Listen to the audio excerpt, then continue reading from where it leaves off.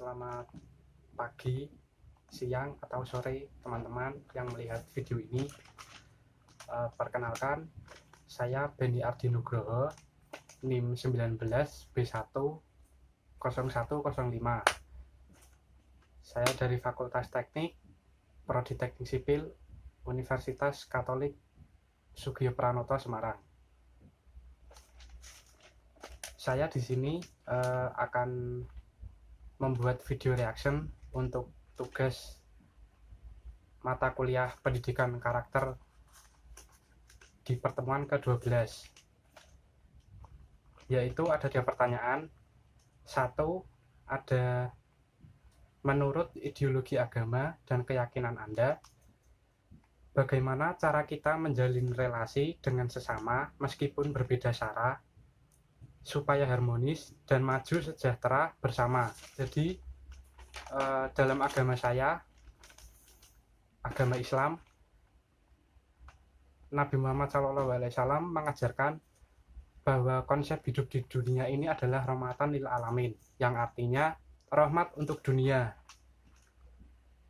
Maka keberadaannya untuk semua yang ada di dunia, bukan hanya untuk kaum Nabi Muhammad saja, kaum muslim, tetapi untuk semuanya yang ada di dunia tanpa memandang agama apapun. Lalu di dalam Al-Quran, di dalam surat Al-Baqarah ayat 256 dikatakan la ikraha fiddin, yang artinya tidak ada paksaan dalam beragama. Lalu untuk toleransi sendiri dijelaskan di dalam surat Al-Kafirun ayat 6 yang dikatakan lakum dinukum waliyadin, yang artinya untukmu agamamu dan untukku agamaku. Hal ini dari surat Al-Kafirun ayat 6 ini dapat diambil sifat, yaitu hidup ini saling bertoleransi, yang artinya kita pun hidup rukun tanpa membuat kegaduhan atau kericuhan. Namun sebaliknya, kita harus saling menghormati antar sesama manusia, saling tolong-menolong, dan meningkatkan komunikasi agar cipta erat hubungan ikatan atau persaudaraan antar saudara manusia kita semuanya, tanpa memandang agama apapun, suku apapun, atau ras apapun. Pernah ada kejadian saat seorang yang beragama Kristen meninggal dunia. Nabi Muhammad SAW mengunjungi ke pemakamannya, dan Nabi Muhammad pun berdiri saat di pemakamannya. Lalu ada sahabat Nabi yang bertanya,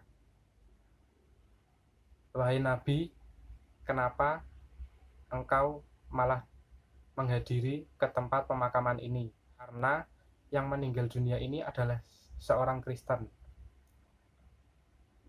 Pertanyaan itu pun dijawab oleh Nabi Muhammad SAW. Ia berkata, dia juga hamba Tuhan. Jadi dapat diperkuat lagi bahwa toleransi atau untuk hidup damai ini cukup mudah untuk dilakukan di dunia tanpa memandang agama, suku, atau ras yang dianut orang itu.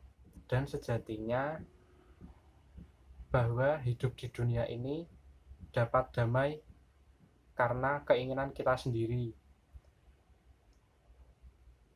Karena dalam berbuat, agama hanya mengatur apa yang diperbolehkan dan apa yang dilarangnya, sehingga manusia sendiri dapat memilih apa yang harus dilakukan dan apa yang harus dihindari untuk menciptakan kedamaian di dunia ini. Pertanyaan kedua ada, apa yang dimaksud dengan kapitalisme, individualisme, konsumerisme, hedonisme? Apakah agama Anda setuju dengan hal tersebut? Setelah saya cari, didapat bahwa pengertian kapitalisme adalah model ekonomi yang mengedepankan keuntungan pasar. Hal ini memiliki dampak terhadap tingkat pertumbuhan konsumsi masyarakat. Lalu yang kedua ada individualisme. Individualisme adalah paham yang menganggap diri sendiri itu lebih penting daripada urusan orang lain. Lalu yang ketiga ada konsumerisme. Konsumerisme ini adalah merupakan pandangan suatu personal yang mengedepankan atau memuaskan nafsu untuk mengkonsumsi barang-barang yang ada, untuk memuaskan atau membahagiakan personal itu sendiri. Lalu yang keempat ada hedonisme. Hedonisme adalah pandangan hidup yang bertujuan untuk bersenang-senang dalam hidup atau berfoya-foya. Dalam agama saya dijelaskan dalam surat Ali Imran ayat 112 yang artinya mereka akan ditimpa kehinaan di mana saja berada kecuali mereka berpegang teguh kepada Allah dan perdamaian sesama manusia. Lalu dapat disimpulkan dari sini bahwa yang diminta untuk menjaga perdamaian sesama manusia yaitu menghindari dari 4 sifat di atas tadi, yaitu ada kapitalisme, individualisme, konsumerisme, dan hedonisme. Karena keempat sifat di atas memiliki dampak yang dapat merugikan antar sesama manusia lain dan hanya mementingkan diri sendiri. Padahal dalam agama yang diajarkan pun menolong semua manusia yang membutuhkan. Dan untuk menjaga perdamaian dibutuhkan komunikasi yang baik antar sesama, bukan hanya untuk dirinya sendiri. Lalu ke pertanyaan yang ketiga. Dalam kitab suci Anda dijelaskan konsep dunia kiamat atau apokalips karena kesombongan manusia. Jelaskan apa yang terjadi sebelum, selama, dan sesudah konsep kiamat tersebut. Jadi dalam pertanyaan ini saya akan membawakan sebuah kisah yang menjadi turunnya surat Al-Fil di dalam kitab Al-Quran. Kejadian awal ini bermula dari berkembangnya kota Mekah yang saat itu sudah dibangun Ka'bah. Lalu ada seorang raja dari Yaman yang bernama Abraha. Ia merasa cemburu akan ramainya kota Mekah, tidak seperti kota yang ada di Yaman berbanding balik dengan keadaan kota Mekah. Lalu Raja Abraha berpikir untuk mengirimkan bala tentara untuk menghancurkan Ka'bah karena ia merasa tersaingi oleh kota Mekah. Lalu saat di tengah perjalanan menuju ke Mekah, Raja Abraha dan pasukannya merampas harta penduduk yang ada, termasuk Abdul Muthalib, kakek dari Nabi Muhammad, yang dirampas untanya sebanyak 200 ekor. Abdul Muthalib pun segera mendatangi Raja Abraha untuk meminta unta yang dirampasnya. Lalu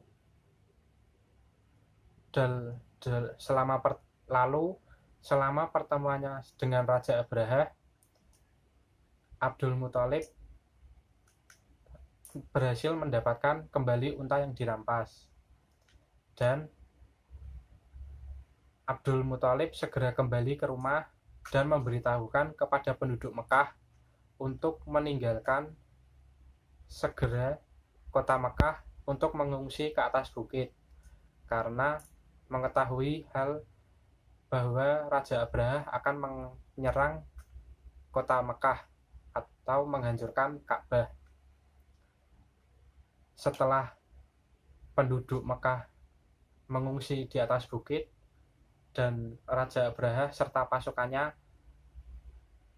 hendak mendekati Ka'bah, lalu seketika bala tentara termasuk gajah yang dipakai untuk mengangkut alat perangnya, gajah itu seketika terdiam dan tidak dapat menggerakkan anggota badannya.